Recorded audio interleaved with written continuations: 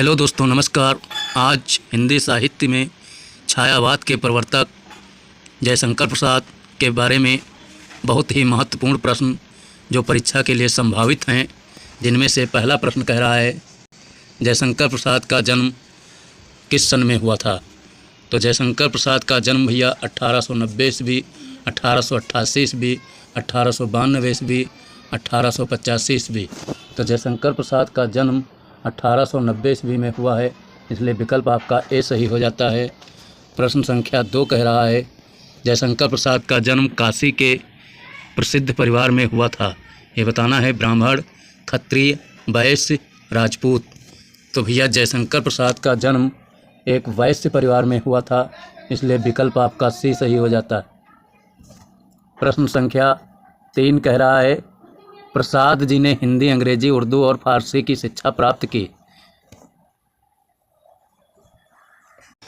की स्कूल में, कॉलेज में, विद्यालय में, घर पर। तो ध्यान रहे भैया, प्रसाद जी की शिक्षा जो है वो घर पर हुई थी, इसलिए विकल्प आपका कौन सही होगा? विकल्प आपका सही हो जाएगा डी। बढ़ते हैं अगले प्रश्न की तरफ। प्रश्न संख्या 4 कह रहा है जयशंकर प्रसाद का निधन अल्पायु में रोग से हुआ था। क्षय रोग, कैंसर, दमा, हैजा। तो ध्यान रहे भैया, ये जयशंकर प्रसाद बहुत कम उम्र में इनकी मौत हो गई थी, क्योंकि इनके क्षय रोग था, इसलिए विकल्प आपका ए सही हो जाता है। प्रश्न संख्या 5 जयशंकर प्रसाद का निधन किस सन में हुआ था? सन 1937 ईस्वी में, सन 1950 ईस्वी में, सन 1940 ईस्वी में, सन 1938 ईस्वी में। तो ध्यान रहे भैया, जयशंकर प्रसाद का निधन हुआ था 1937 ईस्वी में, इसलिए विकल्प आपका ए सही हो जाता है। प्रश्न संख्या 6 कह रहा है प्रसाद जी ने कवि, नाटककार, उपन्यासकार के रूप में सेवा की। समाज की, परिवार की, विश्व की, हिंदी साहित्य की। तो प्रसाद जी ने भैया कवि, नाटककार, उपन्यासकार के रूप में हिंदी साहित्य की सेवा की है, इसलिए विकल्प आपका डी सही हो जाएगा। प्रश्न संख्या 7 कह रहा है प्रसाद जी हिंदी के महान कवि होने के साथ सर्वश्रेष्ठ थे।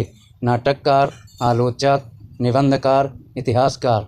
तो ध्यान रहे भैया, प्रसाद जी हिंदी के महान कवि होने के साथ साथ सर्वश्रेष्ठ नाटककार थे, इसलिए विकल्प आपका ए सही हो जाता है। प्रश्न संख्या 8 कह रहा है प्रसाद जी द्वारा रचित महाकाव्य है झरना, कामायनी, लहर, तितली। तो ध्यान रहे भैया, प्रसाद जी द्वारा रचित बहुत ही छायावाद का मशहूर महाकाव्य है कामायनी, इसलिए विकल्प आपका सही हो जाता है बी। प्रश्न संख्या 9 कह रहा है प्रसाद जी द्वारा रचित नाटक है कंकाल, तितली, चंद्रगुप्त, झरना। तो भैया कंकाल का प्रसाद जी द्वारा रचित नाटक इसमें इस चंद्रगुप्त है, इसलिए विकल्प आपका सी सही हो जाता है। प्रश्न संख्या 10 कह रहा है प्रसाद जी को हिंदी साहित्य में प्रवर्तक के रूप में जाना जाता है। छायावाद का, प्रयोगवाद का, प्रगतिवाद का, प्रयोगवाद का। तो भैया प्रयोगवाद 2 बार हो गया है। तो ध्यान रहे आपको कि जयशंकर प्रसाद छायावाद के प्रवर्तक हैं। अभी हम शुरू में ही बताए थे, छायावाद के स्तंभ भी हैं और छायावाद के प्रवर्तक इन्हीं को कहा जाता है, इसलिए विकल्प आपका ए सही हो जाता है। प्रश्न संख्या 11 कह रहा है प्रसाद जी के काव्य का मुख्य वाद है प्रेमवाद, रहस्यवाद, यथार्थवाद, प्रयोगवाद। तो भैया जयशंकर प्रसाद के काव्य का मुख्य वाद जो रहा है वो रहस्यवाद रहा है, इसलिए विकल्प आपका भी सही हो जाता है। प्रश्न संख्या 12 कह रहा है प्रसाद जी को कृति पर मंगला प्रसाद पारितोषिक प्राप्त हुआ। ये बताना है प्रसाद जी को किस रचना पर मंगला प्रसाद पारितोषिक पुरस्कार मिला? कामायनी पर, चंद्रगुप्त पर, लहर पर, आंसू पर। तो इनकी भैया बहुत प्रिय रचना कामायनी जो महाकाव्य विधा में लिखी गई है, इसी पर मंगला प्रसाद पारितोषिक इन्होंने प्राप्त किया है, इसलिए विकल्प आपका ए सही हो जाता है। बढ़ते हैं प्रश्न अगले 13 की तरफ। प्रश्न संख्या 13 कह रहा है प्रसाद जी द्वारा रचित ध्रुव स्वामिनी है काव्य है, नाटक है, निबंध है, कहानी है, ये बताना है। तो भैया ध्रुव स्वामिनी ये नाटक विधा में लिखा गया है, इसलिए विकल्प आपका भी सही हो जाता है। प्रश्न संख्या 14 कह रहा है प्रसाद जी की काव्य भाषा बताना है। खड़ी बोली है, अवधी है, ब्रजभाषा है, अरबी है। तो प्रसाद जी की भाषा भैया खड़ी बोली रही है। छायावाद के जितने भी कवि हैं सबकी खड़ी बोली भाषा रही है, तो यहाँ प्रसाद जी की भाषा खड़ी बोली है। प्रश्न संख्या 15 क्या कह रहा है? प्रसाद जी के काव्य की शैली की एक प्रमुख विशेषता बताना है। सरलता है, सुबोधता है, घनिष्ठता है, व्यंजनकता है। तो प्रसाद जी की भैया काव्य शैली जो है ये व्यंजनकता है, इसलिए विकल्प आपका डी सही हो जाता है। प्रश्न संख्या 15-16 कह रहा है पुनर्मिलन काव्यांश लिया गया है कामायनी से, ध्रुव स्वामिनी से, आंसू से, झरना से। तो भैया पुनर्मिलन एक कामायनी से लिया गया है, इसलिए विकल्प आपका ए सही हो जाता है। प्रश्न संख्या 17 कह रहा है पुनर्मिलन में किसका वर्णन है?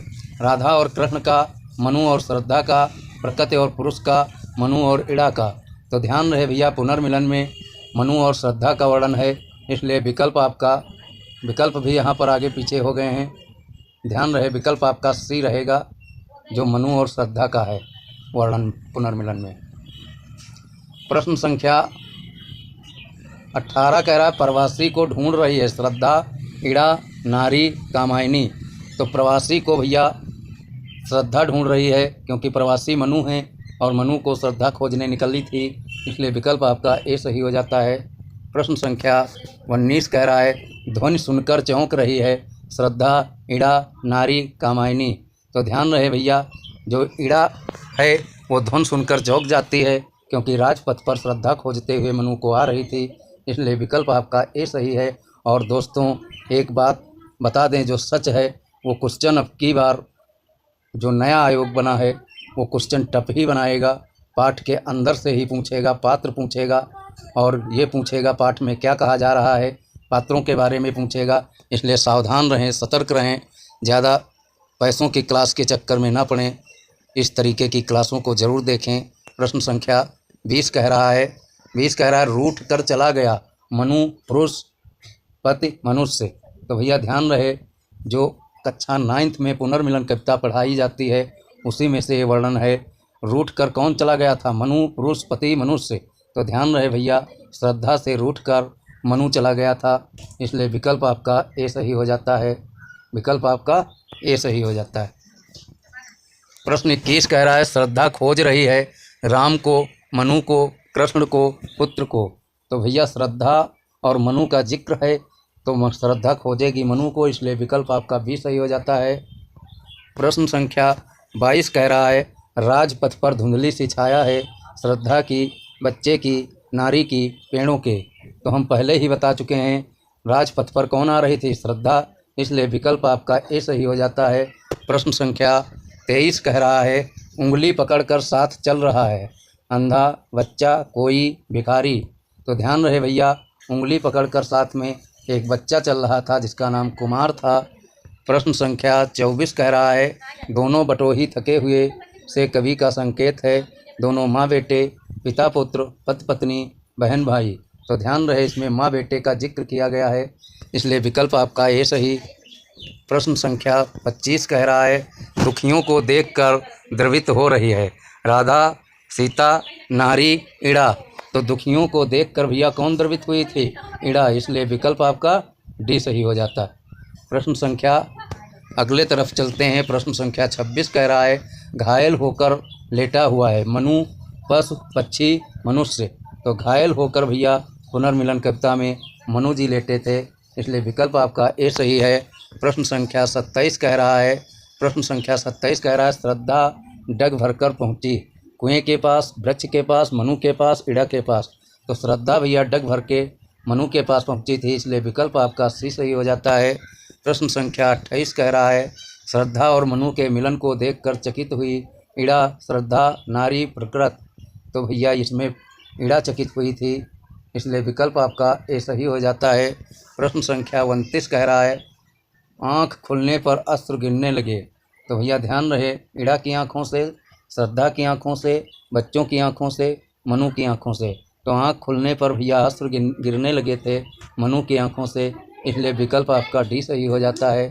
प्रश्न संख्या अंतिम कह रहा है माँ जल दे कहकर हर्षित है पुत्र, भिखारी, अनुज, इड़ा। तो ध्यान रहे भैया पुत्र ने कहा था माँ इसको जल दे कुछ प्यासे होंगे, इसलिए विकल्प आपका ए सही हो जाता है। और दोस्तों क्लास को लाइक करिए और हम पाठ के अंदर से प्रश्न बनाते रहेंगे, जिससे आपको अच्छे से ध्यान हो जाएगा ये कहाँ से कौन शीर्षक लिया गया है और कहाँ से पात्र के बारे में क्या कह रहा है। इसी तरीके क्वेश्चन टफ आएंगे, तो ध्यान रहे। चैनल को सब्सक्राइब कर लीजिए और वीडियो को लाइक कर दीजिए। मिलते हैं अगली क्लास में। थैंक यू दोस्तों।